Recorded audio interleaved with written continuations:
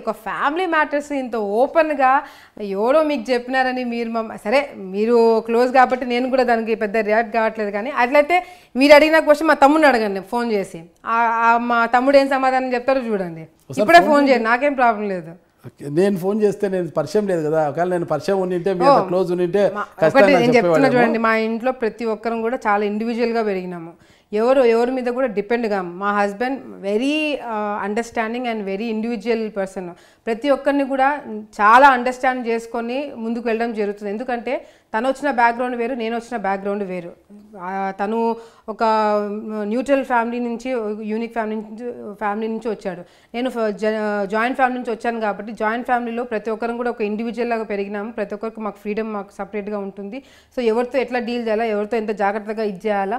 ఎందుకంటే జాయింట్ ఫ్యామిలీలో ఎక్కడ చిన్న పొరపాటుగా ఒక మాట అటు ఇటు అన్నా ఫ్యామిలీ ప్రాబ్లమ్స్ డెఫినెట్గా వస్తాయి. సో అవన్నీ కూడా గతంలో చూశాడు, తెలుసుకున్నాడు. కాబట్టి ఏదైనా మాట్లాడినా కూడా, ఏదైనా చెప్పినా కూడా చాలా కేర్ఫుల్గా డీల్ చేస్తాడు. అండ్ ఇన్ఫ్యాక్ట్ నాకన్నా ఎక్కువ మా తమ్ముని స్పాయిల్ చేసేది భార్గవే. స్పాయిల్ చేయడం అంటే ప్యాంపర్ చేస్తాడు, గారాబం.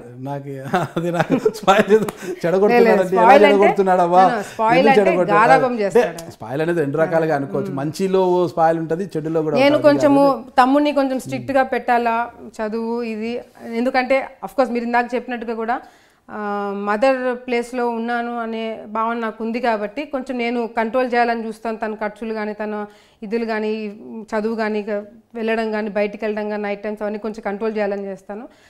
హస్బెండ్ మాత్రం కొంచెం ఫ్రీ హ్యాండ్ ఇస్తుంటాడు. అంటే లేదు ఈ ఏజ్ కదా. బాగా క్లోజ్ ఉంటారా? బాగా క్లోజ్ ఉంటారు. నాకు తెలియకుండా వెనకాల చాలా చేస్తుంటారు. అంటే నాకు తెలియకుండా ఏదైనా పనులు చేయించుకోవడం కానీ, లేకపోతే నేను ఏదైనా వద్దంటే భార్గవ దగ్గరికి వెళ్తాడు, లేకపోతే బ్రహ్మం దగ్గరికి కూడా వెళ్తాడు. అట్లా జరుగుతూ ఉంటాయి ఫ్యామిలీలో. అంతేనా? ఇంకా ఏమైనా చేస్తుంటారా? ఏం లేదు, బావతో ఏమన్నా చెప్తుంటాడంటే ఇప్పుడు ఈ మధ్య కొంచెం బాగా క్లోజ్ అవుతున్నారు. మొన్న ట్రిప్ కూడా ముగ్గురం పోయినాము. సో ఇద్దరు బాగా క్లోజ్ అయినారు. అండర్స్టాండింగ్. ట్రిప్ వెళ్ళిన తర్వాత ఇంకా క్లోజ్ పెరిగింది. ఇంకా నన్ను ఎట్లా ఏడిపియాలని ఇద్దరు ప్లాన్ చేస్తుంటారు. అది కూడా ఉంది మళ్ళా బాగా. అక్క కళ్ళల్లో ఆనందం చూడాలి కానీ అక్కని ఏడిపియాలని చూస్తారా? తమ్ముడు ఎక్కడైనా? తమ్ముళ్ళు ఎప్పుడు ఇరిటేటింగ్ ఉంటారు కొన్నిసార్లు. తమ్ముడు అలాగే ఉంటాడా? అబ్బా చాలా అండి, నన్ను బాగా సతాయిస్తాడు. అవునా? అంటే ప్రాంక్స్ ఎక్కువ చేస్తుంటాడు. Okay.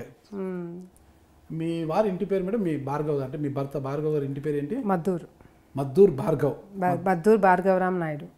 Maddur Bhargavaram Naidu. Okay madam. మీరు భూమా అఖిలప్రియ గారు. ఒకటే డౌట్ ఉంది, ఇక మీదటి నుంచి ఏంటి, భూమా అనేది ఒక బ్రాండ్ కదా, భూమా అఖిలప్రియగానే మీరు రాజకీయాల్లో ముందుకు పోతారా, లేదంటే మద్దూరు అఖిలప్రియగా ముందుకు పోతారా అన్నది అందరికీ అనుమానంగా ఉంది. దీనికి ఒకసారి నివృత్తి చేయాలి మీరు. ఓన్లీ అఖిలప్రియ అంటే పెళ్లి చేసుకున్న తర్వాత మద్దూరు అఖిలప్రియ అని అంటే మాత్రం నేను రాజకీయాల్లో ఉండేదని కాదు. నేను రాజకీయాల్లో ఉన్నన్ని రోజులు కూడా నా పేరు భూమా అఖిలప్రియగానే ఉంటుంది. రాజకీయాల్లో ఉన్నంత వరకు భూమా అఖిలప్రియ. రాజకీయాల నుంచి దూరం వచ్చినప్పుడు దూరం వచ్చే ఛాన్సే లేదు, ఎప్పటికీ లేదు. ఎప్పుడు ప్రజల్లోనే ఉంటాం, ఊపిరినంత వరకు అదే. అయితే భూమా అనేది మీ పేరు నుంచి పక్కకు పోయే అవకాశం లేదు. ఎందుకు చెప్తున్నానంటే, భూమా నాగిరెడ్డి గారు చనిపోతున్నప్పుడు నాకు ఇచ్చిన బాధ్యత ఆళ్ళగడ్డ, నా కుటుంబం. సో ఆళ్ళగడ్డ బాధ్యత నేను తీసుకున్నాను కాబట్టి, భూమా నాగిరెడ్డి గారు, శోభా నాగిరెడ్డి గారు కోసమే నేను రాజకీయాలకు వచ్చాను కాబట్టి, వాళ్ళ కోసమే నేను బాధ్యతలు తీసుకున్నాను కాబట్టి, ఎప్పుడు కూడా నేను వాళ్ళ కూతురుగానే భూమా అఖిలప్రియగానే ఉండిపోతాను. ఆళ్ళగడ్డను వీడరు, భూమాను వీడరు, రెండు మీతోనే ముడిపడి ఉంటాయి. ఓకే మేడం, బాగా చెప్పారు. ఓకే. ఇకపోతే అంటే మీ నాన్న యొక్క సన్నిహితులు పార్టీలో గతంలో ఉన్న వారు కావచ్చు, ఎవరైనా మీ సన్నిహితులు, వారిని కలుపుకుపోవడం పక్కన పెడితే మీ కుటుంబ సభ్యులు కూడా సరిగ్గా కలుపుకోలేదు. మీ కజిన్స్ కొంతమంది తిరుపతిలో అక్కడ ఉన్నారు కదా, వాళ్ళని కూడా కలుపుకోలేదు. వాళ్ళని దగ్గర రానిస్తే మీకు భవిష్యత్తులో ఎక్కడ పోటీ అవుతారన్న ఉద్దేశంతో వారిని అలాగే దూరంగా ఉంచేశారు తప్పితే వాళ్ళని కూడా దగ్గరికి రానిలేదు. అందరినీ కలుపుకొని పోయి ఉంటే భూమా ఫ్యామిలీకి ఓటం అనేది దరిదాపులకు కూడా వచ్చేది కాదు. నన్ను చాలా పెద్ద విలన్ని చేసేస్తున్నారు మీరు. నేనేదో చాలా సింపుల్గా నేను నా పనులు చేసుకుంటూ నేను ఎవరి మీదకి పోకుండా నేను ఇప్పుడైతే అదే ఉంది. అఖిలప్రియ గారు విలన్ అనే ఉంది మార్కెట్లో. ఎందుకు అట్లా? మరి ఆ బ్రాండ్ ఎట్లా తుడిపేసుకుంటారు మీరు అనేది? తుడుపుకోవడం ఎందుకు ఉండని. నేనేమన్నా ఇప్పుడు any publicity is good publicity అంటారు కదా, అనుకోనియండి. నేను ఎందుకు అలా ఉంటే కష్టం కదా మరి. మా నాన్న ఎప్పుడు చెప్పేవాడు, any publicity is good publicity అని. అంతేనంటారా? ఇప్పుడు మీరు చెప్పినట్టుగా కూడా నాకు ఫ్యామిలీలో అన్ని ప్రాబ్లమ్స్ ఉండి అంత చేస్తే ఈ ఫ్యామిలీని నేను ఇంత దూరం తీసుకొచ్చేదాన్ని అవకాశం ఉండేది కాదు.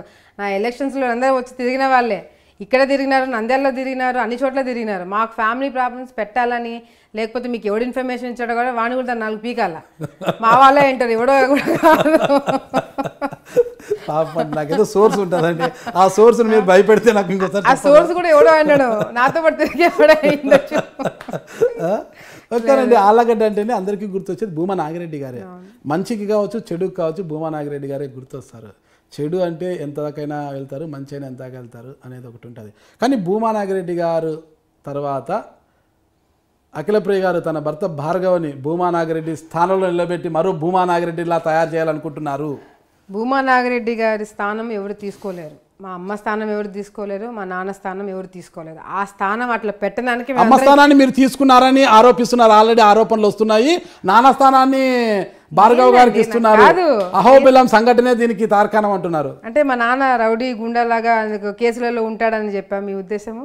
అన్నిట్లో మంచికి మంచి పంచుకు పంచి అన్నాను కదా నేను, రెండిట్లో ఉంటారనేది కదా నేను చెప్పేది. నేను అదే చెప్తున్నాను. ఇప్పుడు నాన్నగారు గుండా కాదు రౌడీ కాదని నేను చెప్పకపోయినా కేసులు మర్డర్ కేసులు అవి ఇవి అందరికి తెలిసినదే. నేను మంచి అని చెప్పలేను, చెడు అని చెప్పలేను, మంచికి మంచి చెడుకు చెడు అని నేను చెప్తున్నా. కేసులు ఉన్న వాళ్ళందరూ చెడ్డవాళ్ళు కాదు, కేసులు లేని వాళ్ళందరూ మంచి వాళ్ళు కాదు. ఇప్పుడు భూమా నాగిరెడ్డి గారు, శోభా నాగిరెడ్డి గారు, మీరు అడిగిన క్వశ్చన్కి భూమా నాగిరెడ్డి గారిని, శోభా నాగిరెడ్డి గారి స్థానము నేను కానీ నా హస్బెండ్ కానీ ఇద్దరం కూడా ఆ స్థానంలో ఉండాలని ప్రయత్నించట్లేదు. వాళ్ళిద్దరి స్థానం అట్లా ఉండడానికి మేమందరం కష్టపడుతున్నాము. మా హస్బెండ్ కానీ, నేను కానీ, నా సిస్టర్ కానీ, మా బ్రదర్ కానీ, మా అక్కలు కానీ, బావలు, అన్నలు, వదినలు, ప్రతి ఒక్కరు కూడా ప్రతి ఒక్క ఎలక్షన్కి వచ్చి వాళ్ళు చేయాల్సిన పనులు కానీ లేకపోతే వాళ్ళ బాధ్యతలు తీసుకోవడం కానీ చేయడం జరిగింది. అది ఇంతవరకు ఎక్కడ కూడా దేవుడి దయ వల్ల ఎక్కడ కూడా ఫ్యామిలీ డిస్టర్బెన్స్ రాదని కూడా నేను మనస్ఫూర్తిగా కోరుకుంటున్నా. అటువంటిది ఏదైనా వాళ్ళకి ఏదైనా కావాలని ఏదైనా డిస్టర్బెన్స్ వచ్చినా కూడా ఫస్ట్ పర్సన్ 4 మెట్లు దిగానే అడ్జస్ట్ అయ్యేది నేను ఉంటాను ఫస్ట్. ఎందుకంటే బాధ్యతలు మా నాన్న కానీ మా అమ్మ కానీ అన్న పిల్లల కోసం ఎంత చేసినారనేది నేను కళ్ళారా చూసిన. మమ్మల్ని ఎట్లా పెంచినారో వాళ్ళని కూడా అట్లే పెంచినారు. ఒకవేళ నిజంగా అంటే ఆ స్థానంలో ఎవరు రాకూడదు, మేమే ఉండాలనే ఆలోచన నాకుంటే నేను భూమా బ్రహ్మానందరెడ్డి గారి పేరుని పెట్టేదాన్ని కాదు, మా సిస్టర్ పేరే పెట్టుకునేదాన్ని. లేకపోతే టికెటే వద్దు నాకు ఎంతో కొంత ఇవ్వండి నేను పోతానని చెప్పి అనేదాన్ని, కానీ మా బ్రదర్ని పెట్టేదాన్ని కాదు. అందరితో కొట్లాడి మా బ్రదర్ని నేను ఒప్పించి, మా బ్రదర్ కూడా ఇంట్రెస్ట్ లేకపోతే ఆయన కూడా ఒప్పించి లేదు నువ్వు ఉండాలి అని చెప్పి పెట్టేదాన్ని కాదు. ఈరోజు నేను ఫ్యామిలీ విషయంలో నేను చాలా క్లారిటీతో ముందుకెళ్తున్నాను. బయట వాళ్ళు కానీ నా పక్కన ఉన్న వాళ్ళు కానీ నాకు వెన్నుపోటు పొడిచే వాళ్ళు కూడా చాలామంది ఫ్యామిలీలో డిస్టర్బెన్స్ పెట్టాలని చూస్తున్నారు. ఈరోజు నా బలం నా ఫ్యామిలీ. నాకు నా తల్లిదండ్రులు లేని తర్వాత నాకు వాళ్ళిద్దరు లేని లోటు ప్రజలు ఎట్లాగో తీరుస్తున్నారు, కార్యకర్తలు ఎట్లాగో తీరుస్తున్నారు. కానీ నాకు ఇంట్లో నాకు తల్లి లేని లోటు, నాకు తండ్రి లేని లోటు తీర్చేది మా అక్కలు, మా అన్నలు, మా బావలే. ఏదేమైనా కూడా భూమా నాగిరెడ్డి కుటుంబానికి ఓటమి వచ్చినా ఓడిపోయినా కూడా మేమున్నంత వరకు భూమా బ్రాండ్ చెరిగిపోదంటూ భార్గవ్ గారు ఇటీవల సంచలన వ్యాఖ్యలు చేశారు. ఆ బ్రాండ్ ఎప్పటికీ ఉంటుందని. అంటే అలా ఏమన్నా మరో భూమా నాగిరెడ్డిలా మారుతారా ఆళ్ళగడ్డలో అనేది ఇక్కడ అందరూ అంటున్నారు. లేదు, చాలా తప్పుగా ప్రొజెక్ట్ అవుతుంది ఇది. మా హస్బెండ్ ఇక్కడికి రావడానికి మెయిన్ రీజన్ నా కోసం. ఎందుకంటే హస్బెండ్ అండ్ వైఫ్ ఇద్దరు పాలిటిక్స్లో ఉంటే అది వేరు. వైఫ్ ఒకటి పాలిటిక్స్లో ఉండి అంటే నాకు మా ఫాదర్ ఉండి మా మదర్ ఉండి నేను రాజకీయాల్లో ఉంటే మా హస్బెండ్ ఇక్కడికి వచ్చి చేయాల్సిన అవసరం ఉండేది కాదు, ఇంతమందితో మాటలు పడాల్సిన అవసరం ఉండేది కాదు, కేసులు పెట్టించుకోవాల్సిన అవసరం కూడా ఉండేది కాదు. కేవలము నేను ఇబ్బంది పడకూడదు, నా కోసము నేను ఒంటరిగా నేను ఇబ్బంది పడకూడదు అని చెప్పి ఒకే ఒక రీజన్ తోటి నాకు సపోర్టింగ్ ఉండాలని తనకున్న నాలెడ్జ్ కానీ తనకున్న స్ట్రెంగ్త్ కానీ తనకున్న ఆలోచనలు కానీ నాకు ప్లస్ అవ్వాలని చెప్పి కోరుకునే మొదటి వ్యక్తి మా హస్బెండ్. ఆ ఒకే ఒక రీజన్ కోసం నా కోసం వచ్చి ఇక్కడ కష్టపడి చేస్తున్నాడే కానీ ఇంకొక రీజన్ లేనని కూడా లేదు. ఆయనకు బిజినెస్లు ఉన్నాయి, ఆయన పని అనుకుంది, ఆయన చదువు ఉంది, ఆయన బ్యాక్గ్రౌండ్ అనుకుంది, వాళ్ళు వెల్ సెటిల్డ్ హైదరాబాద్లో వాళ్ళకి కావాల్సిన వాళ్ళకు ఉన్నాయి. ఇక్కడికి వచ్చి కేసులు పెట్టించుకోవాల్సిన అవసరం మా ఆయనకి లేదు. ఇక్కడికి రావడానికి మెయిన్ కారణం ఏంటంటే మా హస్బెండ్కి మా ఫాదర్ మీద చాలా అఫెక్షన్ ఉంది. అండ్ ఇన్ఫ్యాక్ట్ చనిపోక ముందు మా ఫాదర్తో బాగా ఇంటరాక్ట్ అవ్వడంతో మామ అత్త ఇద్దరు లేరు, నాకు ఆ లోటు ఉంది. ఆయన చివరిగా చెప్పిన మాట ఫ్యామిలీ అంటే ఎంత ఇంపార్టెంటో ఆయనకి నేను చూడడం జరిగింది. ఆయన చనిపోయినాడు అనే ఒక ఉద్దేశంతో రావడం జరిగింది. భూమా నాగిరెడ్డి గారు చనిపోకముందే మీ భర్త గారితో బాగా పరిచయం ఉండేదా? పరిచయం అంటే ఇద్దరు బిజినెస్లు చేశారు, ఇద్దరు కలిసి. ఓకే, కలిసి బిజినెస్ కలిసి బిజినెస్ లో ఇన్వెస్ట్ చేశారు. సో అట్లా ఆ సందర్భంలో ఏమన్నా మిమ్మల్ని చూసి ఆయన అట్రాక్ట్ అయ్యారా? లేదు, మేమిద్దరం ఫ్రెండ్స్. యాక్చువల్ గా మీరిద్దరు ఫ్రెండ్స్? మేమిద్దరం ఫ్రెండ్స్. మీరిద్దరు ఎక్కడ ఫ్రెండ్స్? మేము యాక్చువల్ కామన్ ఫ్రెండ్స్. మా కామన్ ఫ్రెండ్ ఒక అమ్మాయి ఉంది. ఆ అమ్మాయి ద్వారా మేము ఒక చాలా ఇయర్స్ నుంచి తెలుసు అంతే. తర్వాత డాడీతో బిజినెస్లో ఎంటర్ అయిన తర్వాత నుంచి పరిచయం పెరిగింది. ఏజ్ ఫ్యాక్టర్ చాలా ఉంటుంది కదా, అంత ఏజ్ ఫ్యాక్టర్ ఉన్నప్పుడు డాడీతో బిజినెస్ డాడీతో బిజినెస్ చేయడం అంటే ఒక మా హస్బెండ్ వాళ్ళ ఫాదర్కి నాన్నకి పరిచయాలు ఉన్నాయి అప్పట్లో. సో అట్లా మా మామయ్య గారు చెప్పడంతో భార్గవ్ హాంకాంగ్ నుంచి వచ్చిన తర్వాత ఏదో బిజినెస్లో ఇన్వెస్ట్ చేయాలన్న ఉద్దేశంతో కామన్గా మాట్లాడుతున్నప్పుడు ఇట్లా భూమా నాగిరెడ్డి గారు ఈ విధంగా ఇన్వెస్ట్ చేయాలనుకుంటున్నారు, ఒక వ్యక్తి ఉండి చూసుకోవడానికి బిజినెస్ అంతా కావాలి అని చెప్పినప్పుడు మా డాడీ మా మామయ్య ఫ్రెండ్స్ అవ్వడంతో అట్లా మా హస్బెండ్ ఇన్వాల్వ్ అయినారు. సో అట్లా మా నాన్న తెలుసు అనమాట. అంటే ముందు నుంచి మీ హస్బెండ్ గారికి మీకు పరిచయం ఉంది? ఉంది. నేను ఐ థింక్ 10th ఆ టైం నుంచే ఉంది, కామన్ ఫ్రెండ్స్. నాకు తెలిసి ఒక చిన్న ప్రశ్న అడుగుతాను మేడం, చెప్పండి. మీకు నచ్చితే సమాధానం చెప్పండి, ఒకవేళ నచ్చకపోతే నేను ఇంటర్వ్యూలో డిలీట్ చేస్తాను. ఖచ్చితంగా ఈ ఇంటర్వ్యూలో నేను డిలీట్ చేస్తాను. ఓకేనా? చెప్పండి. ఓకే, మీ హస్బెండ్ గారు మీకు కామన్ ఫ్రెండ్. ఓకే, బాగానే ఉంది. అలాంటప్పుడు మీ హస్బెండ్ గారు మీకు ముందుగా తెలుసు, మీ హస్బెండ్ గారికి వివాహం అయింది, ఆయనకి 2 కుమార్తెలు కూడా ఉన్నారు. ఆ తర్వాత ఆవిడకు డైవర్స్ ఇచ్చి 2 బిడ్డల తల్లిని నడు రోడ్డు మీద వదిలేసి వచ్చి మిమ్మల్ని పెళ్లి చేసుకున్నారు నాగరాజ్ గారు అనేది చాలా నేను అందుకే చెప్పిన నేను ఘోరం కాదు. నాకు వచ్చిన విషయాన్ని మీరు అన్నారు కాబట్టి కామన్ ఫ్రెండ్ అన్నారు మీరు, అది కూడా నాకు తెలియదు కామన్ ఫ్రెండ్. ఆ కామన్ ఫ్రెండ్ తర్వాతే మళ్ళా ఆ అమ్మాయిని పెళ్లి చేసుకున్నారు, ఆ అమ్మాయికి 2 బిడ్డలు, తర్వాత డైవర్స్ ఇచ్చి మిమ్మల్ని పెళ్లి చేసుకున్నారు. ప్రధానమైన ఆరోపణ. అందుకే అడిగా నేను, మీకు ఇష్టమైతే చెప్పండి, లేదంటే నేను డిలీట్ చేస్తాను కూడా చెప్పాను. ఆన్సర్ చేస్తాను. ఇట్లాంటి డౌట్లు ఎంతమందికి ఉందో నాకు తెలియదు కానీ మీరు డిలీట్ చేసుకుంటారు మీరు చెప్తే డిలీట్ చేస్తాను, నేనైతే మీరు చెప్తే చేస్తాను. ఫస్ట్ మీ క్వశ్చన్కి ఆన్సర్ చేస్తాను. ఫస్ట్ ఆఫ్ ఆల్ మా హస్బెండ్కి మ్యారేజ్ అయిన మాట వాస్తవం. నాకు గతంలో మ్యారేజ్ అయింది, తనకి మ్యారేజ్. అది ఓకే, మీ విషయం ఒక్క ఎందుకు అందరికి తెలుసు, ఇక్కడ అప్రస్తుతం, అది మీకు తెలుసు, అది వదిలేయండి. అప్రస్తుతం. మా హస్బెండ్కి మ్యారేజ్ అయిన 1 yearకి డివోర్స్ అయింది. ఓకే, 2 పిల్లలు పిల్లలు అనే మాట మా హస్బెండ్ వింటే నవ్వుతాడు. పిల్లలు లేరు. మ్యారేజ్ అయిన 1 yearకి డివోర్స్ అయింది. అయిన తర్వాత మా ఫాదర్తో బిజినెస్లో దిగినారు. దిగిన తర్వాత మా నాన్న చనిపోక ఐ థింక్ 1 to 2 months ముందు ఈ విధంగా ఆలోచన వచ్చింది కాబట్టి మా హస్బెండ్తో షేర్ చేసుకోవడం జరిగింది. మా నాన్న చనిపోయిన తర్వాత ఈ ప్రాబ్లమ్స్ అన్నీ ఉండడంతో మేము కూడా తను ఇంకా హాంకాంగ్కి వెళ్ళిపోయినాడు, మేము కూడా నా పనులలో నేను బిజీ అయిపోయినాను. ఎప్పుడైతే ఇంకా మ్యారేజ్ చేసుకోవాల్సిన ఆలోచన వచ్చిందో అప్పుడు మేమిద్దరు మ్యారేజ్ చేసుకోవడం జరిగింది. ఆ అమ్మాయి కూడా ఓ మాజీ పోలీస్ అధికారి కుమార్తె. ఆ అమ్మాయి మీకు ఫ్రెండ్ కాదు అని నేను ఒక్కటే చెప్తున్నా మేడం, నాకు వచ్చిన సమాచారం తప్పితే నా ఇది కాదు, నాకు అసలు విషయం కూడా తెలియదు. నేను ఎంక్వైరీ చేసినప్పుడు నాకు తెలిసిన సమాచారం ఇది కాబట్టి మీ దృష్టికి తీసుకున్నా. ఆ అమ్మాయి ఓ పోలీస్ అధికారి కుమార్తె.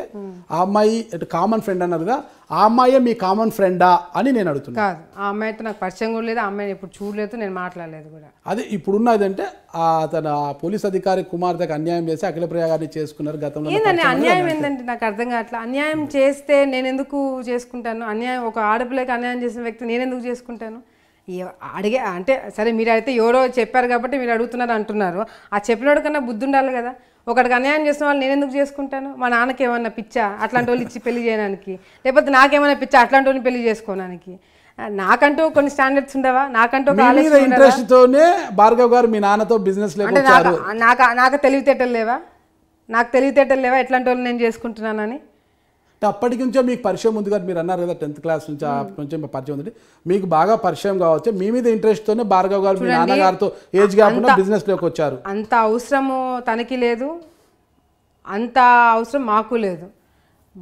భూమా నాగిరెడ్డి గారు బతుకున్నప్పుడు ఈ అబ్బాయికి భార్గవ్కి డివోర్స్ అయిన తర్వాత ఎప్పుడైతే బిజినెస్లోకి ఎంటర్ అయినారో అది కూడా చాలా విచిత్రంగా చాలా సర్కిల్లో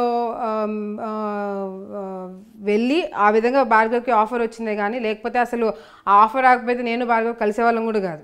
అట్లాంటిది ఉండేది. రాత రాసింటే ఏం చేయలేదు. సో మీరు మీ సోర్సెస్ ఎవరైతే ఉన్నారో నాకు తెలిసి ఇంటర్వ్యూ అయిపోయిన తర్వాత నేను డెఫినెట్గా తీసుకుంటాను. సోర్స్ ఎప్పుడు జర్నలిస్ట్ బయట పెట్టాడు మేడం. పోలీస్ కావచ్చు, జర్నలిస్ట్ కావచ్చు, బయట పెడితే అతను పోలీస్ కాదు, అతను జర్నలిస్ట్ కాదు మేడం. మీ సోర్స్ ఎవరో నాకు అర్థమైంది. ఆ సోర్స్ వాళ్ళు ఏ విధంగా మాట్లాడుతున్నారు, ఏ విధంగా మీకు ఇన్ఫర్మేషన్ ఇస్తున్నారు, అట్లా ఎంతమందికి ఇచ్చింటారు అనేది కూడా నేను బయటకు తీసుకుంటాను. వాస్తవం చెప్తాను, నాకు వచ్చిన సమాచారాలనే మీరు ముందు పెట్టాను తప్పితే నా వ్యక్తిగత లేదు మేడం. డెఫినెట్గా I can understand. Okay madam, ఇకపోతే మీ కుటుంబంలో కూడా చిన్న చిన్న కలతలు ఉన్నాయి ఇప్పటికీ. భూమా బ్రహ్మానంద రెడ్డి గారికి మీకు సరిగ్గా టర్మ్స్ లేవు. తండ్రి తర్వాత తండ్రి స్థానంలో ఉండాల్సిన మీ మేనమావ గారు ఎస్వి మోహన్ రెడ్డి గారు కూడా మిమ్మల్ని వదిలేసి ఆయన దారి ఆయన చూసుకొని ఫ్యాన్స్ వచ్చేసేసారు అంటున్నారు. ఏంటి ఇదంతా కూడా? నేనే అడుగుతున్నా మిమ్మల్ని, ఏంటి ఇదంతా నాగరాజు గారు? సరే, నాకు పడని వాళ్ళ లిస్ట్ అంతా చెప్పిన, ఎవరితో పడుతుంది అదన్నా చెప్పండి. ఇప్పుడు అఖిల ప్రియ గారికి భార్గవ్ గారితో తప్పితే ఎవరితో పడ్డం లేదు. భార్గవ్ గారు ప్రపంచం అంతే, వేరే ప్రపంచం ఆవిడకి లేదు అంటున్నారు. సరే సంతోషం, అట్లీస్ట్ మా హస్బెండ్ పెట్టినారు, లేకపోతే మా హస్బెండ్ కూడా పడట్లేదు. ఆయనతో మాత్రం సఖ్యతగా ఉంటారు, మిగతా వాళ్ళంతా కూడా శత్రువుగా భావిస్తున్నారు. తండ్రి స్థానంలో ఉండాల్సిన ఎస్వి మోహన్ రెడ్డి గారు కూడా ఆమెను లేడని ఎందుకు అనుకుంటున్నారు? ఫ్యాన్స్ చేసేది అంటున్నారు కదా. ఇప్పుడు పార్టీలో ఆయన ఇప్పుడు రాజకీయంగా ఆయన ఒక స్టెప్ తీసుకున్నాడు. రాజకీయంగా ఆయనకి ఒక క్యాడర్ ఉంది, ఆయన చూసుకోవాల్సిన ఆయన స్టెప్ తీసుకున్నాడంటే ఆయన కార్యకర్తలకు కానీ, ఆయన ప్రజలకు కానీ, ఆయన చేసిన వాళ్ళకి కానీ మంచి జరగాలని ఒక ఉద్దేశంతో ఆయన ఒక స్టెప్ తీసుకున్నాడు. మేము ఇక్కడ ఉండిపోయినాము. సరే, ఆయన స్టెప్ తీసుకోవడం వల్ల ఫ్యామిలీలో మాకు ఎందుకు ప్రాబ్లమ్స్ వస్తాయి?